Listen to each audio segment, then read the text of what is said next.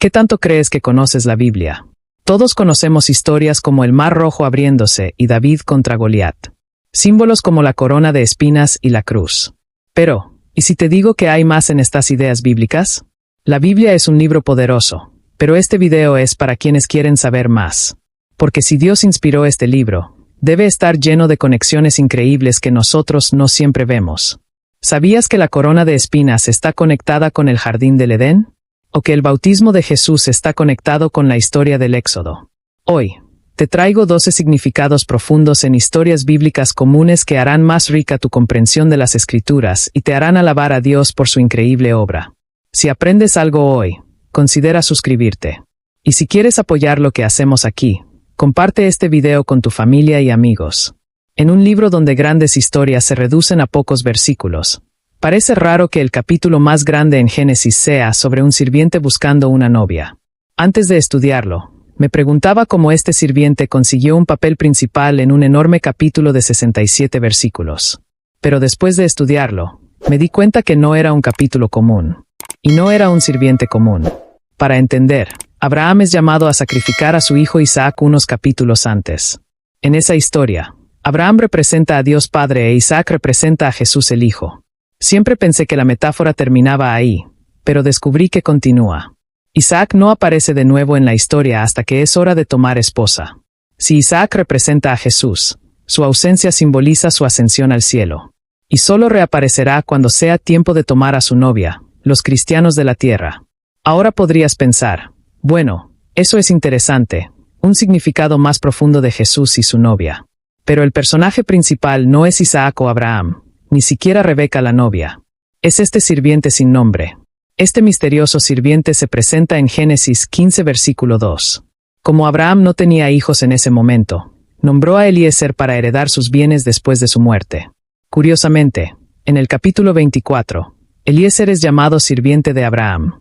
Básicamente una extensión del mismo Abraham. Es responsable de unir a Isaac, o Jesús, con Rebeca su novia, o la iglesia. Y su nombre significa Dios de ayuda.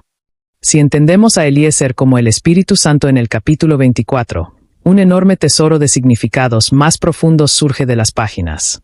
Cuando dejó a Abraham, vino con camellos cargados de cosas buenas. Se le ordenó no traer a la novia a menos que ella estuviera dispuesta. El sirviente se preocupaba profundamente por cumplir la misión de su amo. Pero el paralelo que más me gusta está en el versículo 25. Antes de este versículo, había rezado que si una mujer ofrecía dar agua a sus camellos, esa sería la señal de que era la novia para Isaac. Pero antes de celebrar el éxito, tiene una pregunta final para la novia. En otras palabras, la pregunta que el Espíritu Santo hace a un potencial cristiano es: ¿hay lugar para mí en tu casa? Uno de los pasajes más controversiales sobre Jesús está en Juan 8. Una mujer es arrastrada ante Jesús por los fariseos, interrumpiendo su enseñanza.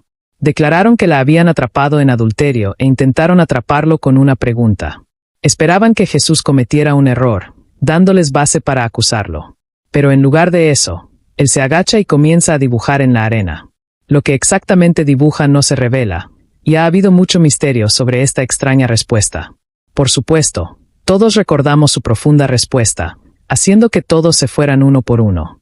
Hay algunas teorías sobre lo que Jesús escribió en la tierra. Algunos dicen que estaba escribiendo una de las leyes de Moisés que los fariseos habían roto, que dice que tanto el hombre como la mujer deben ser traídos juntos para el castigo, no solo la mujer. Otros dicen que pudo haber estado escribiendo los nombres de los líderes judíos en la arena, recordando una tradición sacerdotal en el templo, donde escribían los nombres de los culpables en la arena como pronunciamiento de juicio.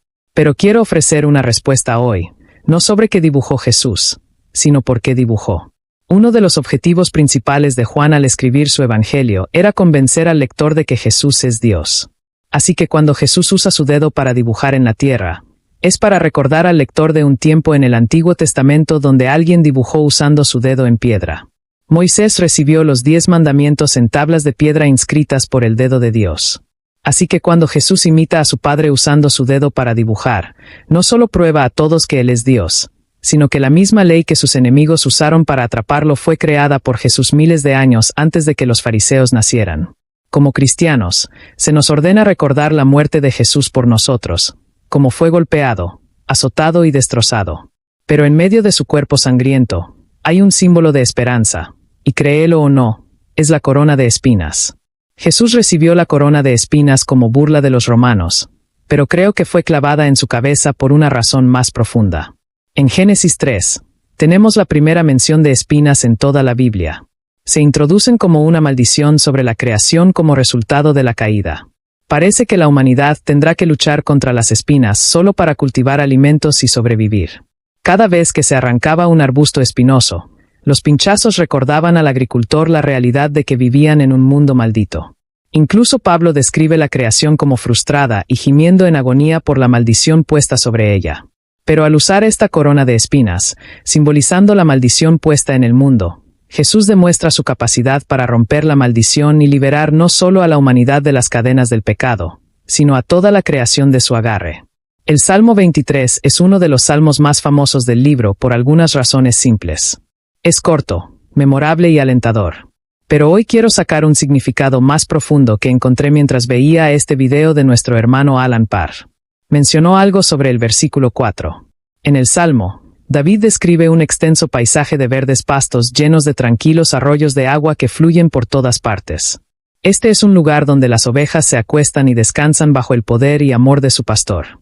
El final del versículo 4 dice, «Tu vara y tu cayado me infunden aliento». Pasamos por alto este detalle, pero la vara y el cayado tenían dos propósitos distintos.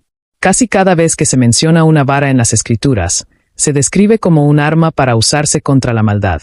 La vara en este salmo habría sido usada por el pastor para repeler ataques de depredadores que buscan cazar a las ovejas.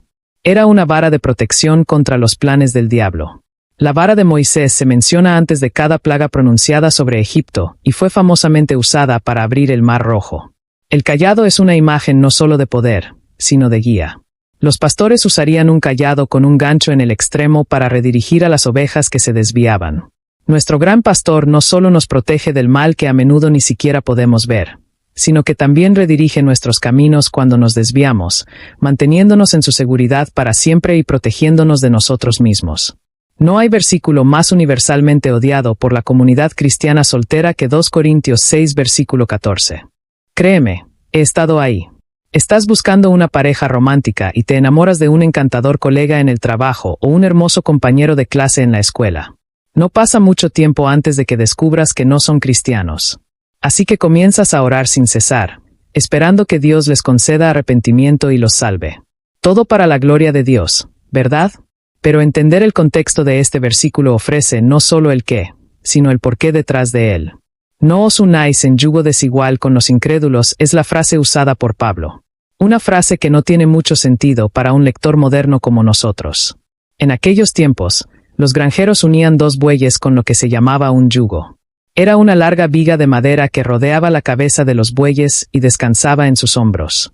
El yugo estaría conectado a un arado o carreta que los bueyes llevarían. Si un buey era más pequeño o débil que el otro, el buey más débil no podría mantener el ritmo, haciendo que el equipo caminara en círculos o dejara de funcionar por completo. Esta imagen nos ilustra algunos puntos importantes sobre la vida cristiana. Hay trabajo que hacer en equipo. Dios quiere que nos conectemos en equipo para cumplir su voluntad. Es bueno tener un compañero. Dios vio que no era bueno que Adán estuviera solo, así que creó a Eva para él.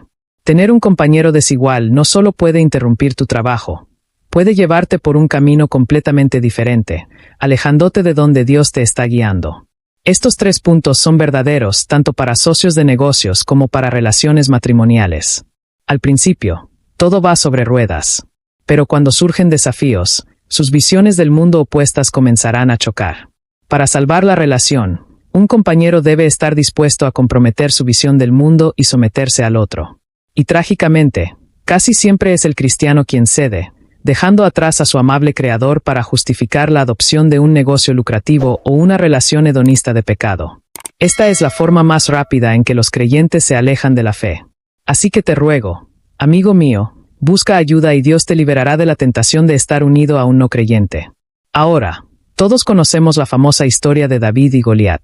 Pero, ¿y si te dijera que David realmente se unió al equipo de Goliat poco después de vencerlo? ¿Por qué cambiaría de bando? ¿Y qué pasó mientras estaba en territorio enemigo? Las respuestas a estas preguntas abarcan más de 5 grandes capítulos de la Biblia y me sorprendieron completamente. Después de la victoria decisiva sobre Goliat y los filisteos, David entró al servicio de Saúl a tiempo completo y ganó muchas victorias bajo su reinado. Pero Saúl se puso celoso de David y su influencia, así que conspiró para matarlo.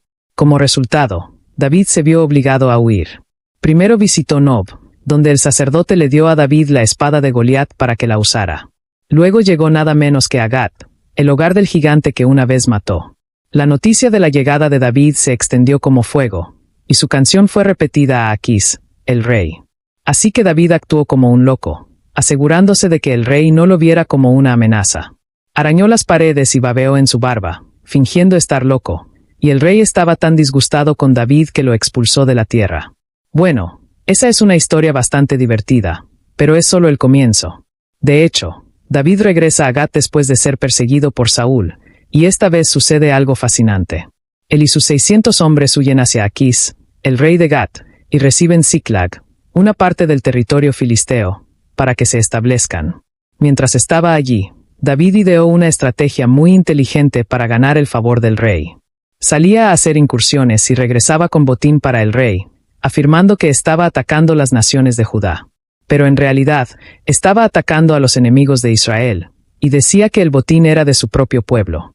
Debido a esto, Aquís estaba convencido de que David nunca sería aceptado por su propia gente otra vez, gracias a sus saqueos, e hizo de David su guardaespaldas de por vida.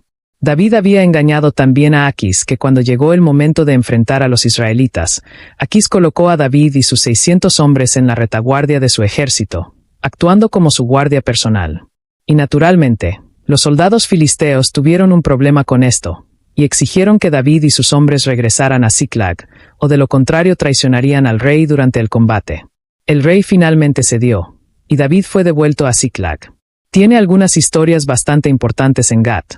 ¿Pero qué podemos aprender de esta en particular? Bueno, primero, es increíble que David no solo lleve la espada de Goliat a su ciudad natal, sino que esencialmente reemplace a Goliat en su servicio a los filisteos. Es irónicamente divertido que el héroe que derrotó al gigante filisteo se convirtiera en la segunda venida del gigante filisteo a través de la soberanía de Dios. Pero más importante, creo, es el hecho de que los planes de Dios continúan llevándose a cabo a través de su pueblo, a pesar de la actitud terrible y la infidelidad de Saúl. A veces Dios usa incluso a nuestros enemigos para cumplir su voluntad para nosotros. Hay un famoso capítulo en el libro de Isaías que predice con precisión el sufrimiento del Mesías 700 años antes de que realmente sucediera. Predice la invención de la crucifixión, la naturaleza del sufrimiento de Cristo, e incluso su apariencia. Pero hay otra profecía oculta en este capítulo icónico que a menudo pasamos por alto. Isaías 53, 9 dice: «Se dispuso con los impíos su sepultura, y con los ricos fue en su muerte».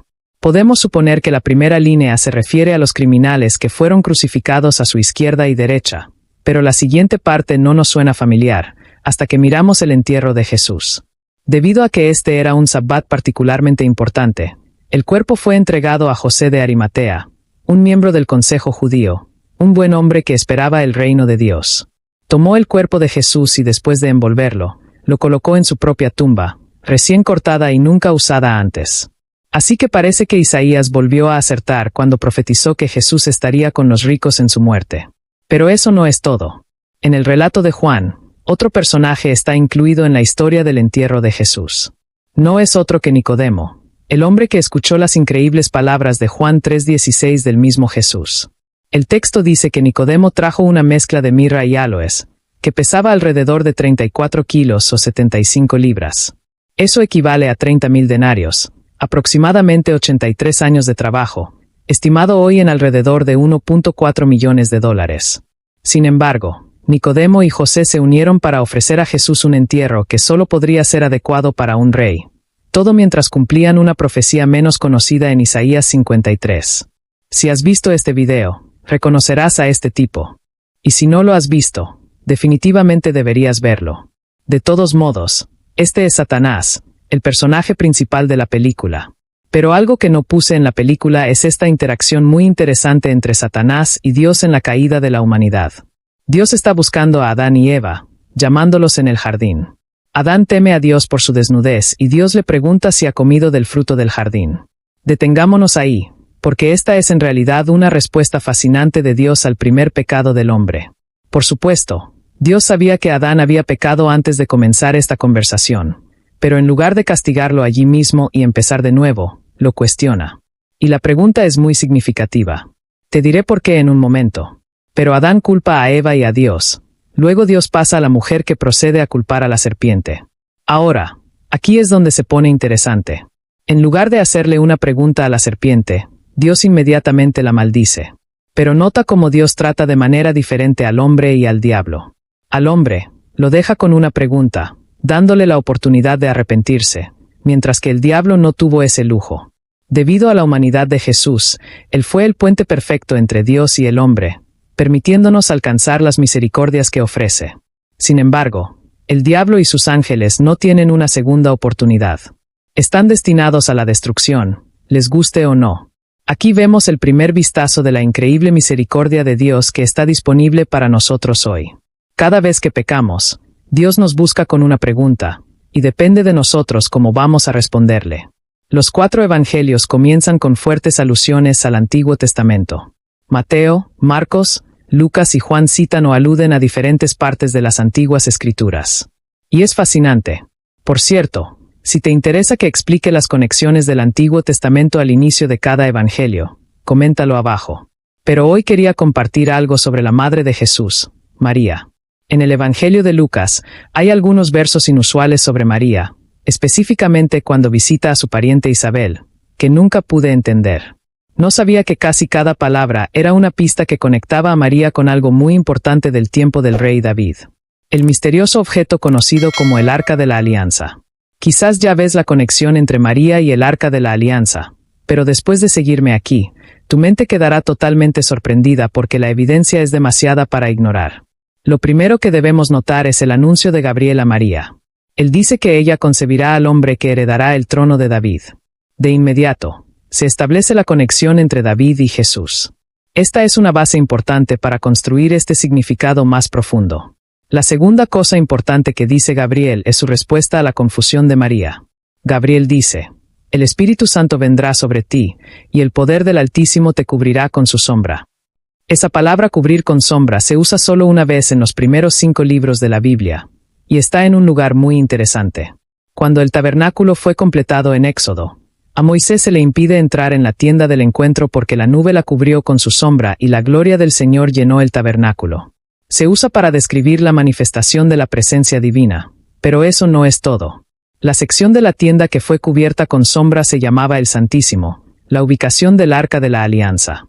En otras palabras, el arca estaba llena de la presencia manifiesta de Dios entre su pueblo, como lo estaba María, el vaso para la manifestación divina definitiva de Dios para habitar con nosotros en forma humana. Pero hay más. Cuando vemos la visita de María a Isabel, las coincidencias empiezan a acumularse. María sale de Nazaret en Galilea y hace el viaje a un pueblo en la región montañosa de Judá. En el relato del arca, el texto dice que fue transportada desde los filisteos a Judá y mantenida allí, específicamente en una colina. El arca no llegó directamente a Jerusalén. En cambio, fue llevada a la casa de Obed-Edén, un levita. En comparación, María visitó la casa de Zacarías e Isabel, ambos sacerdotes y por lo tanto de la tribu de Leví. Pero espera, se pone mejor.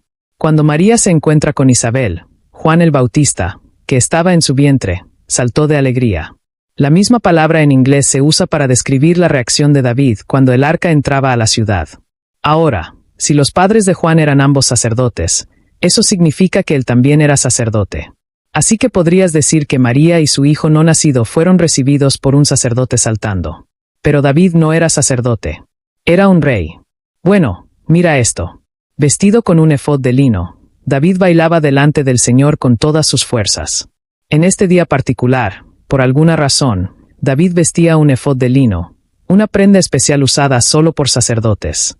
En 1 Crónicas 15, se añade que también estaba vestido con un manto de lino fino, otra prenda usada por ministros en el santuario.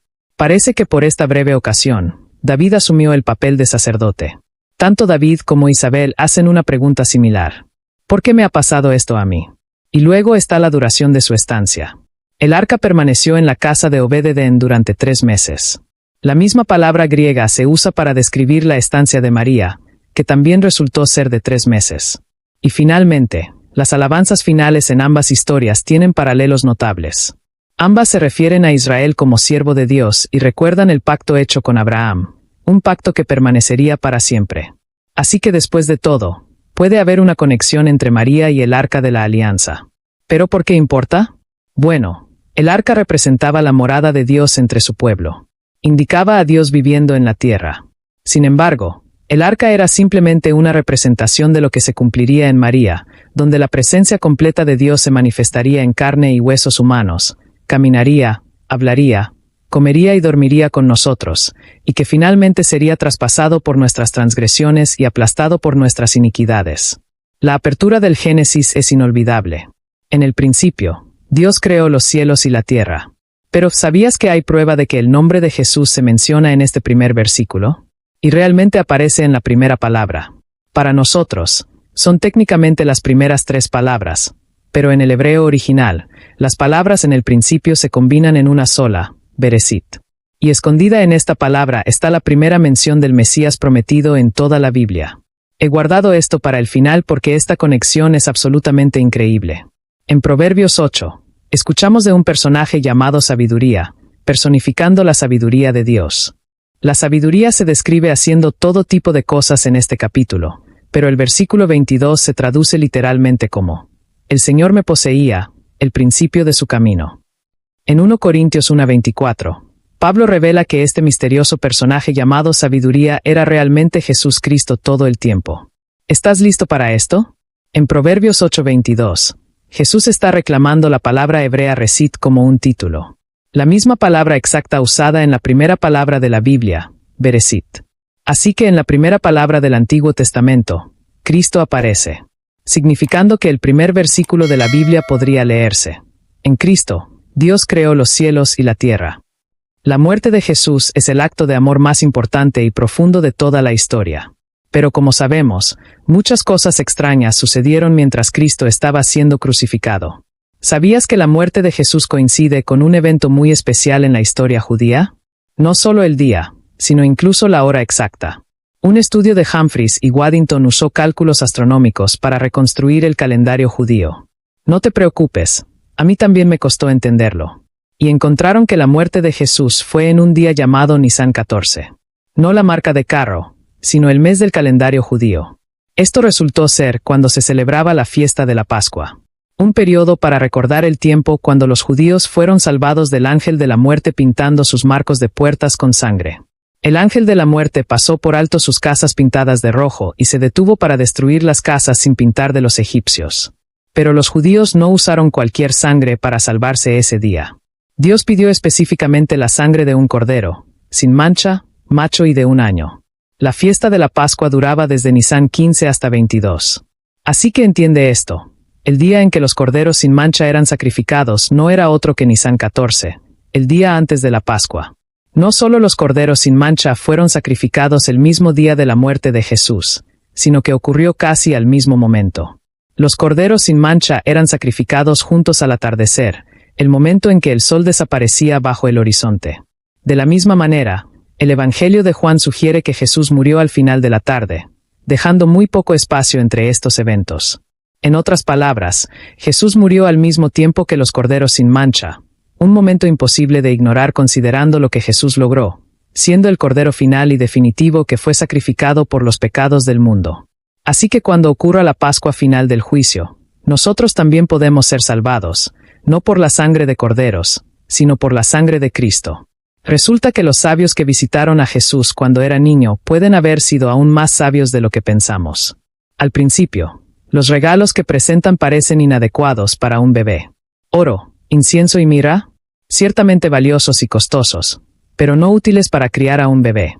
¿Y si te dijera que estos regalos en realidad representan 3 personas y dan grandes pistas sobre quién sería Jesús cuando creciera? Los sabios eran magos del este, de Persia específicamente. A menudo eran muy respetados y algunos trabajaban en política y gobierno para el trono. Algunos de los magos incluso pudieron haber sido creadores de reyes, hombres responsables de elegir a un nuevo rey. Esto es importante en su visita al recién nacido Rey Jesús, sin duda. Al llegar a Belén, los magos adoraron a Cristo y le ofrecieron regalos. El primero de los regalos es fácil de adivinar. De hecho, los sabios lo revelaron en sus primeras palabras. El oro siempre ha sido un regalo apropiado para un rey. Cuando la reina de Saba visitó al rey Salomón, trajo mucho oro y piedras preciosas. Así que la primera persona representada es un rey. El siguiente regalo puede parecer poco familiar para nosotros, pero ciertamente no era desconocido para los antiguos judíos. En la adoración a Yahvé, a Moisés se le ordenó quemar incienso diariamente. Este incienso consistía en los ingredientes listados aquí y se consideraba un aroma agradable para el Señor. El incienso representaba el papel de Jesús como nuestro gran sumo sacerdote. Predice cómo algún día entraría al templo y ofrecería el sacrificio definitivo por los pecados, mayor que cualquier incienso o animal. Y similar a un sacerdote, él vive para interceder por nosotros a la derecha de Dios, cerrando la brecha entre Dios y el hombre. Así que la segunda persona representada es un sumo sacerdote. El regalo final es el más inusual. La mirra definitivamente no era algo que se daba a los bebés varones. Se usa en el Antiguo Testamento como una herramienta de adoración en el templo por los sacerdotes, pero se usaba más comúnmente como un aceite de embalsamamiento para evitar que los muertos se descompongan. La mirra aparece en la narrativa de la crucifixión no una, sino 2 veces. La primera es cuando a Jesús se le ofrece una bebida de vino mezclado con mirra. Si quieres aprender más sobre esto y otros significados más profundos sobre la muerte de Jesús, te sugiero que te suscribas y actives las notificaciones. La segunda es durante su entierro, donde Nicodemo invirtió un ridículo 1.4 millones de pesos en la unción del cuerpo de Cristo. Y para más información sobre esa historia, te sugiero ver este video. La mirra nos dice algo sobre Jesús. Era un bebé nacido para morir. El regalo que recibió al comienzo de su vida le fue devuelto al final. La mirra representa a la tercera y última persona, el Salvador. Los 3 roles fueron perfectamente cumplidos en la vida, muerte y resurrección de Cristo. Gracias por ver hasta el final. ¿Con cuáles de estas historias estabas familiarizado? Comparte tus pensamientos en la sección de comentarios. Mantente atento para más historias de nosotros. Nos vemos en nuestro próximo video.